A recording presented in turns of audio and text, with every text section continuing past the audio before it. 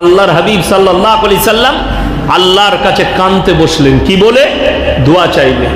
ওগো আল্লাহ, আমি আমার চাচার জন্য তোমার কাছে কেঁদে কেঁদে ক্ষমা চাইছি, তুমি যতক্ষণ পর্যন্ত আমাকে নিষেধ না করবে আমি আমার চাচার জন্য দোয়া চাই।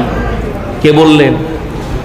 পৃথিবীর শ্রেষ্ঠ পয়গম্বর, পৃথিবীর শ্রেষ্ঠ ব্যক্তি, আল্লাহর কাছে জিনার মর্তবা অনেক উঁচু, সেই হাবিব সাল্লাল্লাহু আলাইহি সাল্লাম তিনি বলছেন যে আল্লাহ তুমি না নিষেধ করা পর্যন্ত আমি আমার চাচার জন্য ক্ষমা চাই।